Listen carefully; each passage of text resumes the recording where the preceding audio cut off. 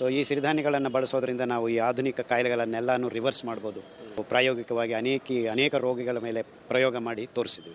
ಈಗ ಸಿರಿಧಾನ್ಯಗಳು ಯಾವುದೆಲ್ಲ ಒಂದು ಕಾಯಿಲೆಗಳಿಗೆ ಇವು ಮದ್ದು ಅಂತ ಹೇಳ್ಬೋದು, ಎಷ್ಟು ಉಪಯೋಗ? ಮದ್ದು ಅನ್ನೋ ಪದ ಇಲ್ಲ ಇಲ್ಲಿ. ಆಹಾರದಿಂದ ನಮಗೆ ಆರೋಗ್ಯ ಬರುತ್ತೆ. ಸೊ ನಮ್ಮ ದೇಹದಲ್ಲಿ ಕೂಡಿಟ್ಟುಕೊಂಡಿರೋ ಎಲ್ಲ ಕಾಯಿಲೆಗಳಿಗೂ ಈ 5 ಸಿರಿಧಾನ್ಯಗಳನ್ನು ಬಳಸೋದ್ರಿಂದ ಮೆತ್ತಿಗೆ ಹಂತ ಹಂತವಾಗಿ ನಮ್ಮ ದೇಹದಿಂದ ಅನಾರೋಗ್ಯ ದೂರ ಹೋಗಿ ಆರೋಗ್ಯ ಬಂದು ಸೇರುತ್ತೆ. ನಿಮಗೆ ಅದು ಡಯಾಬಿಟಿಸ್ ಇರ್ಬೋದು, BP ಇರ್ಬೋದು, ಕ್ಯಾನ್ಸರ್ ಇರ್ಬೋದು, ಯಾವುದೇ ಸಾಂಕ್ರಾಮಿಕ ರೋಗಗಳಿರ್ಬೋದು, ಈ ಆಹಾರವನ್ನು ಸೇವನೆ ಮಾಡಿದರೆ ನಮ್ಮ ದೇಹ ರೋಗ ಸ್ಥಿತಿಗೆ ತಲುಪೋದಿಲ್ಲ, ಯಾವಾಗಲೂ ಆರೋಗ್ಯ ಸ್ಥಿತಿಯಲ್ಲಿ ಇರುತ್ತೆ. ಸೊ ಈ ಕಾಲಘಟ್ಟದಲ್ಲಿ ಮಿಲೆಟ್ ಅನ್ನೋದು ಎಷ್ಟು ಉಪಯುಕ್ತ, ಏನು ಸಂದೇಶ ಕೊಡ್ತೀರಿ ಅಂತ ವೀಕ್ಷಕರಿಗೆ?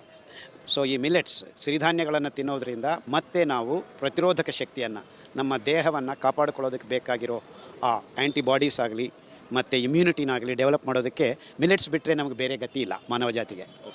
ನಾವು ನಮ್ಮ ಸಿರಿಧಾನ್ಯಗಳ ಅಂಬಲಿ ಕುಡಿತಾ ಇದ್ದರೆ ಕೊರೋನಾ 19 ಅಲ್ಲ, ಕೊರೋನಾ 99 ಬಂದರೂ